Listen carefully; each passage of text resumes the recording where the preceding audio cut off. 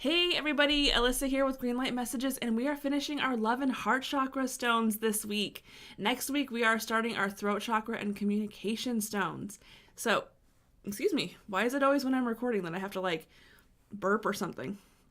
So, any ideas what it is? Anyone? You guys know I like amethyst, right? I mean, I'm kind of in love with the quartz family, so you have an idea? It's a form of amethyst known as green amethyst, but also known, you guys, as Prasiolite. So this is the only one I have. You can see that it's kind of got some banding through it. I have issues with this guy focusing. It's like it likes my face, but doesn't like to focus on the crystals. So I guess that's a good thing. But this stone was really interesting. It was I got this at a crystal expo, and I was that really annoying person that went through and touched just about every single polished piece of Prasiolite that was in the dish to find the one that I connected with. Yes, I am that annoying person. I have to make sure that the crystals that I get, I align with. So sometimes I will take that chance on eBay and just, try.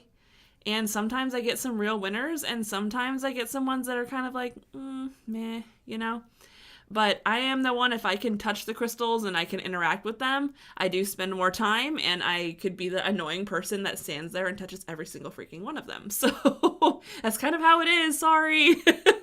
But when I have the connection with them, I really like to have one that I feel wants to come home with me and work with me instead of being like, I'm just going to pick this random one. So moving along. The journey with this was not necessarily as much of a journey as you guys may have heard from me before, but more of visions, impressions, feelings, words. It was less of a active journey and more of just a connection to Prasiolite itself, just understanding how this stone works with humanity. And the first vision I saw was it burns through that outer shell, that harder exterior, to show you that soft, gooey center within. And the first words I heard were Supreme Nurturer. So this is definitely a heart chakra stone, no doubt.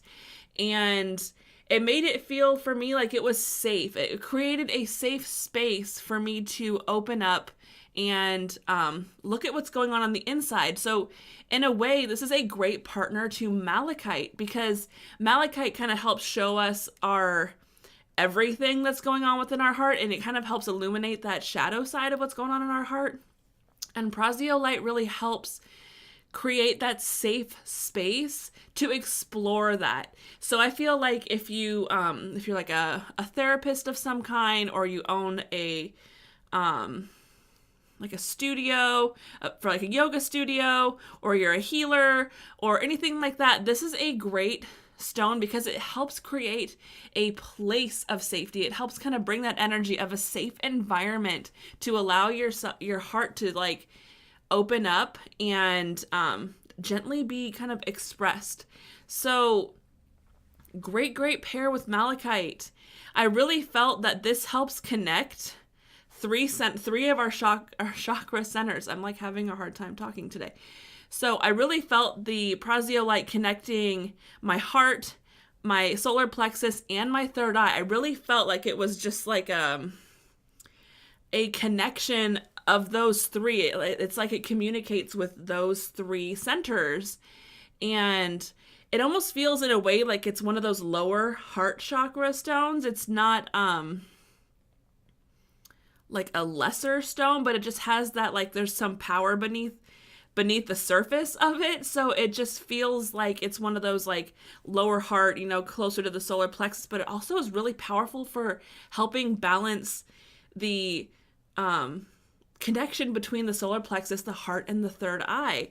And I just found that really fascinating. So I feel like it's a crystal that if you're ever in an argument with someone that you love, or you are you're finding it hard to communicate your feelings emotionally here, this is a great stone because it helps kind of provide that space, that safe space to communicate in. So definitely, if you are a therapist or a psychologist or someone that helps heal people mentally, emotionally, even like physically, this is a great stone to have like in the space because it helps create that energy in the space. And that's kind of the ideal. So if you pair this with malachite, if you're doing your own heart chakra work and you're really working on some emotional things, this is a great pair with the malachite because it's going to create that gentle side to the malachite's really like bringing it all to light side. You know what I mean? So it is definitely a stone that is just more of a space setter, and it's gentle and it feels nurturing in that way. And it creates that space for you to allow yourself to really just open up in.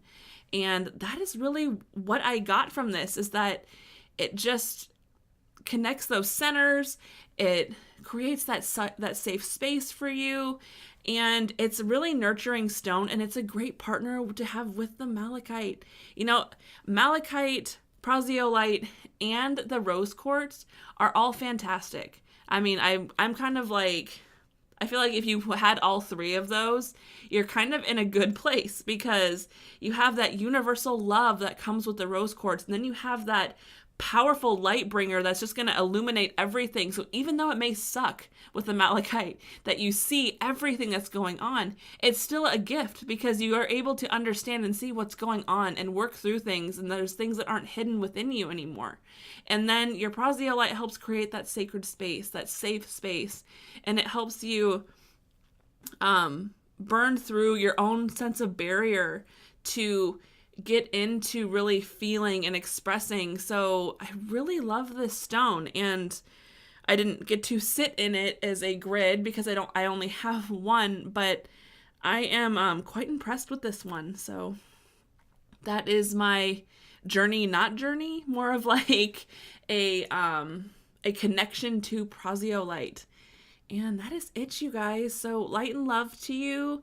And next week, we're going to be going into the throat chakra stones and communication stones. And what do we all need in our lives? Communication. I don't know about you guys, but there are times where I'm like, I think I've gone a whole day without actually talking to more than one person.